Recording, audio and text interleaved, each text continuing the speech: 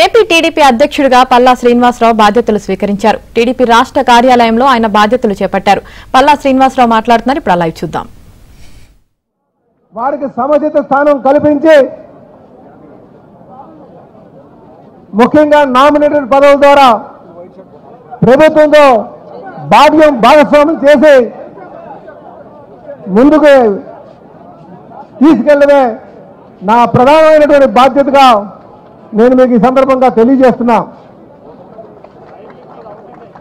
సోదరులారా, అధికారం కోసం, పార్టీని అధికారంలోకి తీసుకురావడం కోసం అనుక్షణం కార్యకర్తలు, నాయకులు కష్టపడుతూ ఉంటారు.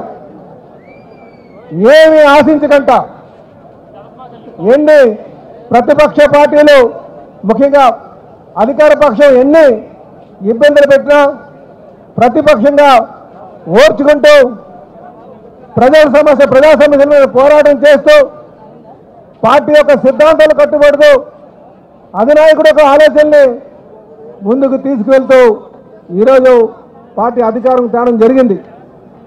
ఒక పైసా కూడా ఆశించకుండా చేసేటువంటి కార్యకర్తలు ఉన్నారు. వీళ్ళందరినీ కూడా చూసుకోవాల్సినటువంటి బాధ్యత మాకుంది. కానీ అధికారంకి వచ్చిన తర్వాత పాలనా వ్యవస్థలో నిమగ్నం అయిపోయి నాయకులు, ముఖ్యంగా కార్యకర్తల్ని కొంచెం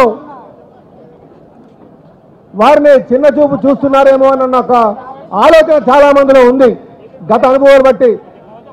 ఎందుకంటే మనం 2019లో చూసాం. అలాగే పార్టీ అధికారంలో ఉన్నప్పుడు ఏ విధంగా నాయకులు, కార్యకర్తలు పార్టీతో మమేకై ఉన్నారు అన్న విషయాన్ని చూసాం. అలాగే అధికారం లేనప్పుడు పార్టీని అధికారం తేవడానికి ఎంత కృషి చేశారో ఆ పరిస్థితులు కూడా చూసాం. కానీ ఈరోజు మనం అధికారంలో ఉన్నాం కనుక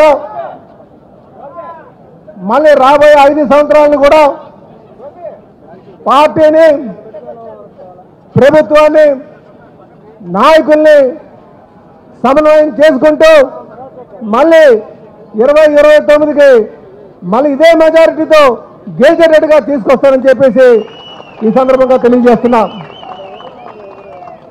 ఈరోజు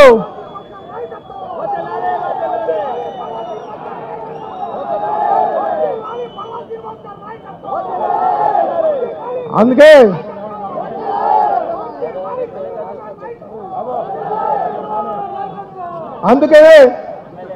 ఈ వేదిక నుంచి ఈ రాష్ట్రంలో ఉన్నటువంటి ప్రతి తెలుగుదేశం పార్టీ కార్యకర్తకి, నాయకులకి తెలియజేసేది ఒకటి: మేము అనుక్షణం మీతోనే ఉంటాం.